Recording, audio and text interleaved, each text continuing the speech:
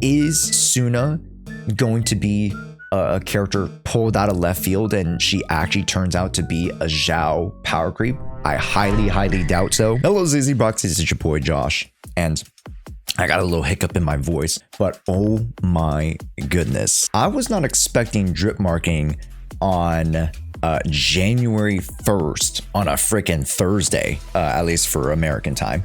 And wow. The Angels of Delusion are here. Wow.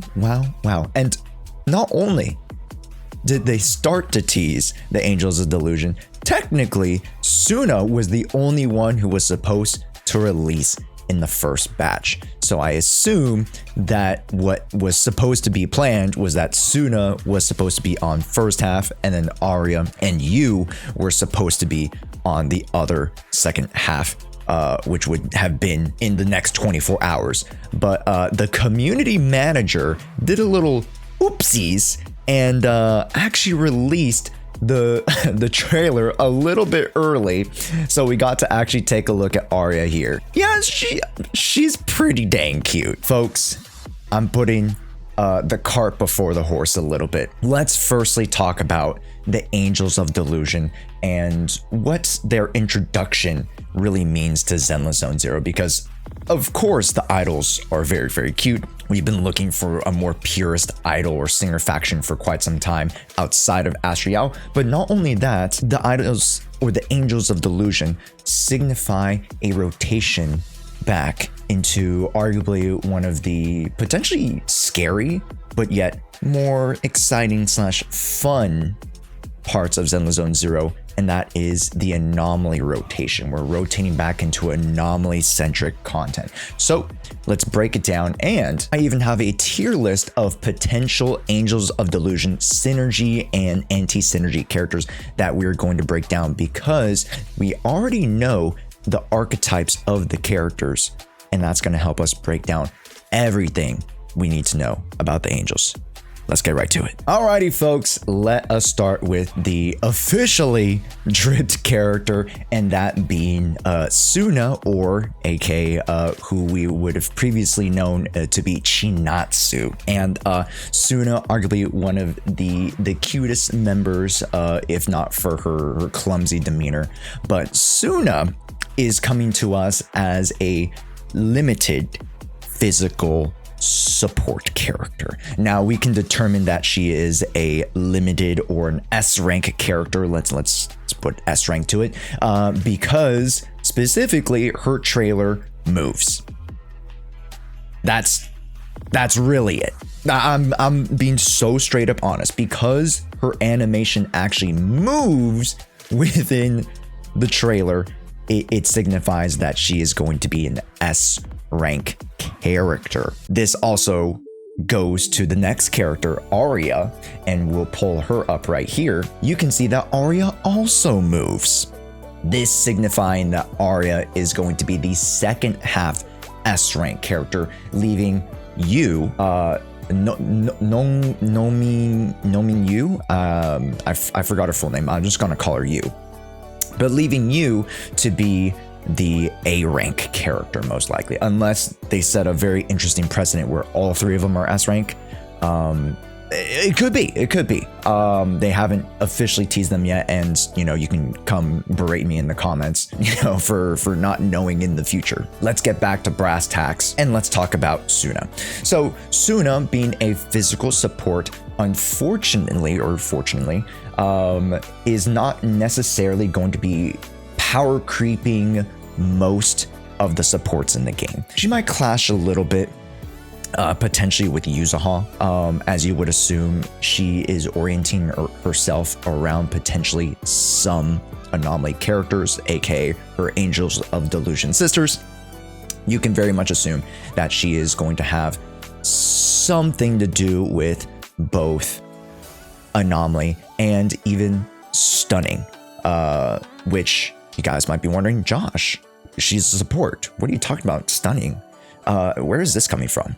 Well, we can very easily take a look at the new drive to set, the Shining Arya, that not only promotes anomaly proficiency, but it also promotes stun damage multipliers. So as we rotate into this new era of anomaly content has been quite pushed down. You know, I would say in the past around 6 months or so, ever since 2.x came around, even with the introduction of Alice and Yuzu, they weren't really enough to push the needle fully for the rest of the class to, you know, holistically rise up above the average content. And what I mean by that is that the average content, now being Miasma, has mainly favored not only rupture units, but stunner units. Of course, attackers are beneficiaries, but you could see the stunner class just being so highlighted between both the ruptures and attacks. That's why I call it the stunner meta, weirdly. But regardless, ruptures run the game. Yeshengguang, Yishen, they run the game. Is a new dawn of a new era of anomalies. Now, am I saying that anomalies are going to be holistically changed because of these particular units? Not necessarily, but it is an indicator that we are rotating back.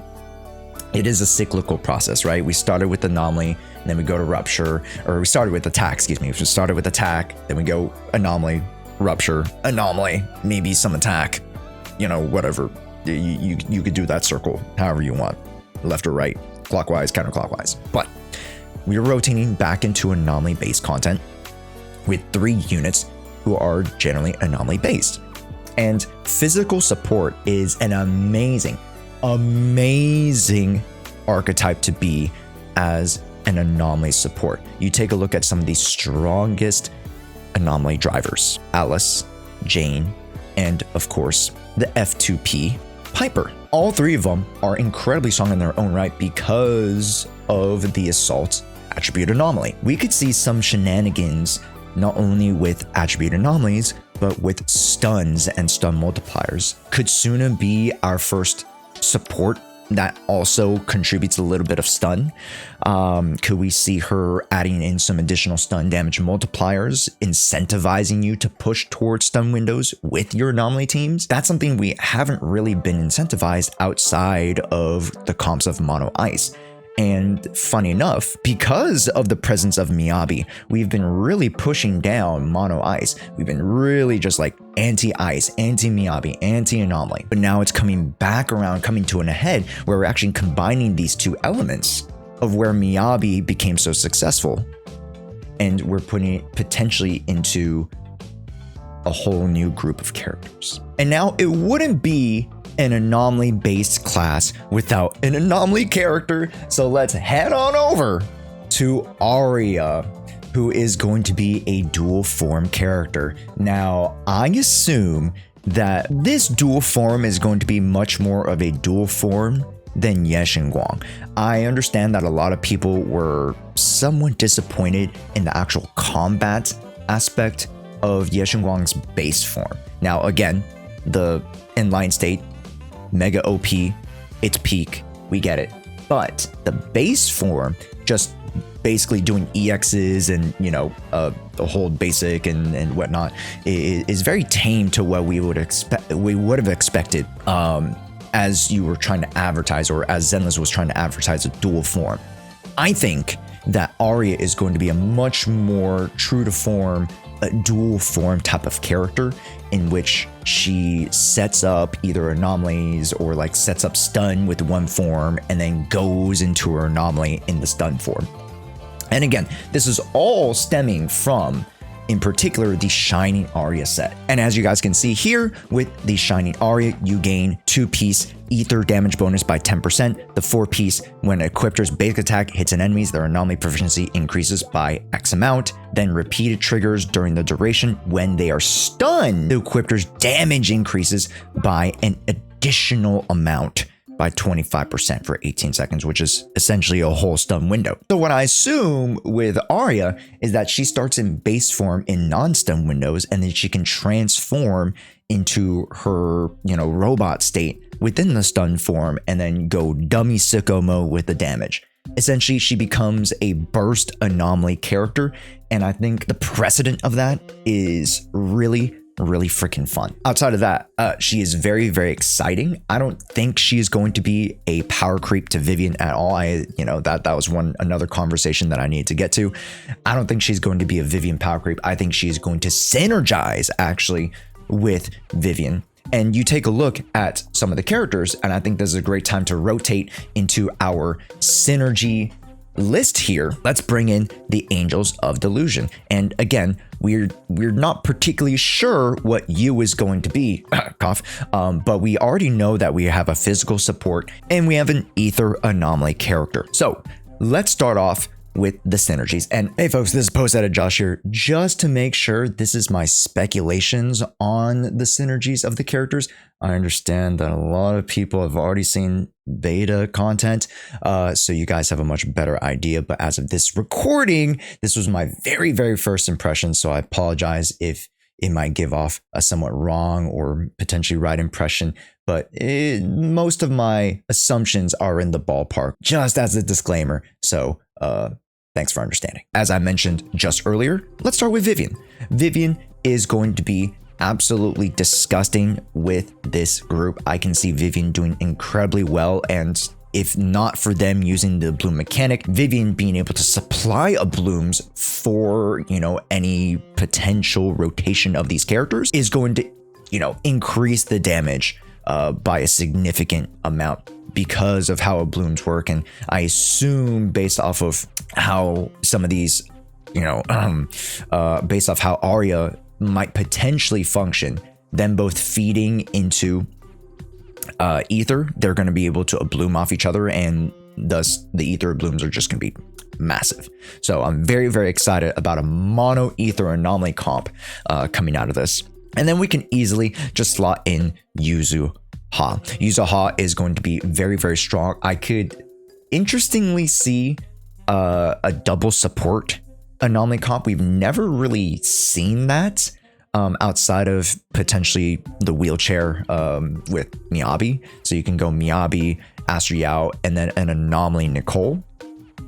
That has been somewhat viable, but this is more of a purist support where we can see Arya being the front loader of Anomaly, Chinatsu, Jesus Christ, Suna being the one to supply, stun damage multiplier or something, and then we have, again, the backloaded extra ether application with Jshoea with her their candies.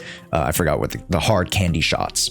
So that could be an interesting combination. And again, we have to see how you actually, fixes into any of these permutations. So I'm just basing off of the main two S ranks that we have so far.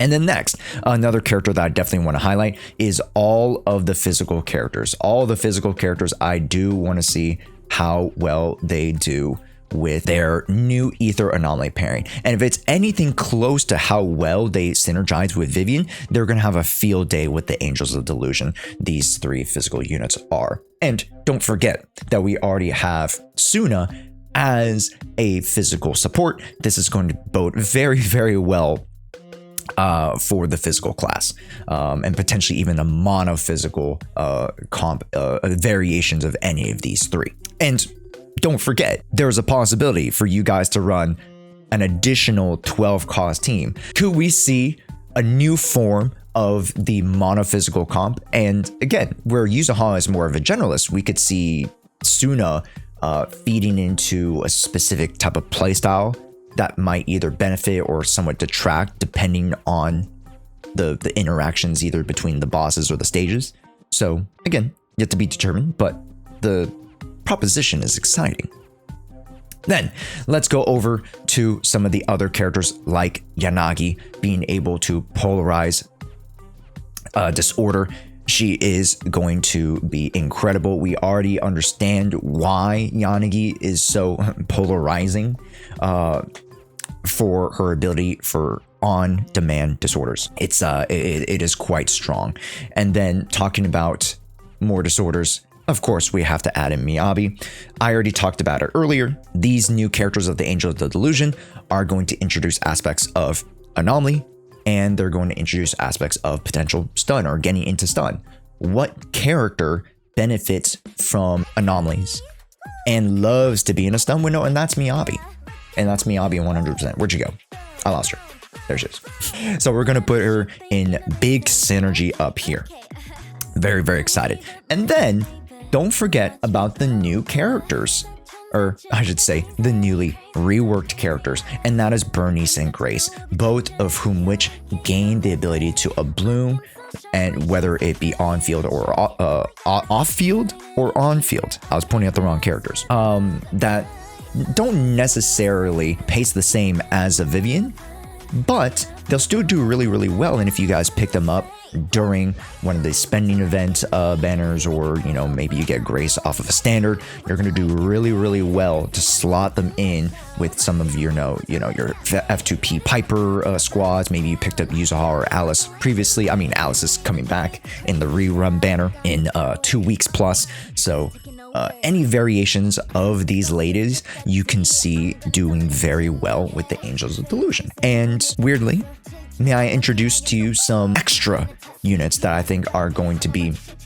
very sought after. And one of the units is actually going to be Yishen. Now, Yishen has always been the more just oppressive, rough and tough, just bow, bow, bow. You toss your cloud shapers, you toss your ult, you toss your chains.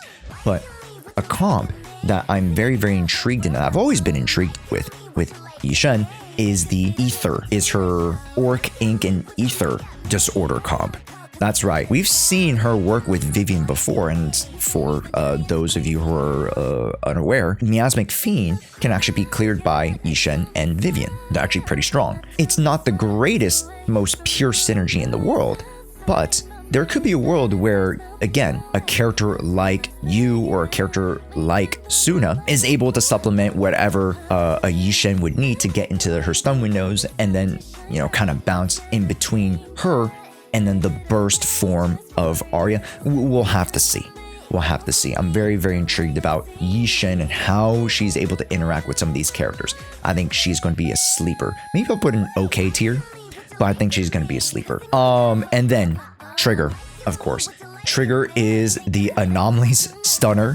It has been proven time and time again where she gets the slot into a lot of the hyper carry comps, such as hyper carry Alice, hyper carry Miyabi, mono electric with Yanagi. Trigger is going to have a field day with some of these characters if you don't pull potentially for the other supporting cast and you just go for Arya. But Trigger, again, just having extra, standardized multipliers. Of course, the defense and the crit do somewhat matter. But overall, her contributions as an aftershocker don't get detracted by the fact that she loses out on her additional ability. So Trigger is going to be a really, really solid candidate here. I could also see Orphe being an off-field aftershock fire contributor. Not, I would say, not to the level of a Trigger, but I think is still going to provide quite a bit. And you could see potentially, again, her working with, I believe it's a stunner or support, I believe is what her additional passive is, or it might just be attack and stun, but I forget. But then, let's say you is a stunner, then you could easily see Arya, you and Orphe could be an interesting composition.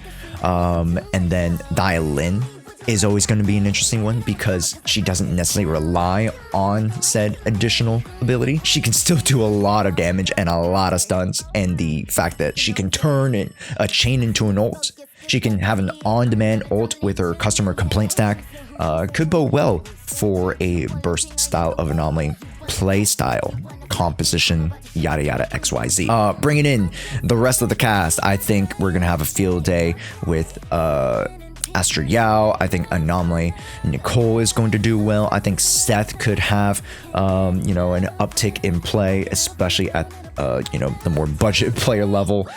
We could see Anomaly Sakaku showing up. We could see Lycon pairing with her as well. Let's see who else we got on the list. Anomaly Lighter has been showing up in small bursts. Of course, it's not the strongest composition for Lighter, but you could always see Lighter showing up potentially. And then I think that's most of the characters that I really wanted to mention. Ye Guang, I don't know if we're going to see a synergy with Ye Guang.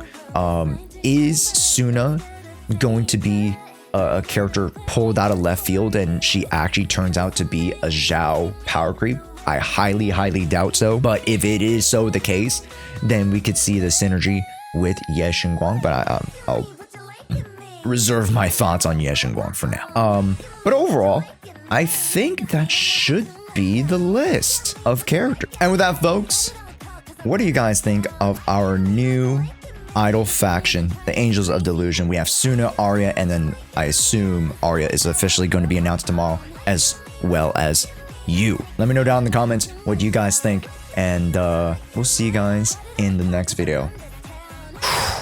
Whew. They're coming fast. They are arriving fast. I am excited. Woo.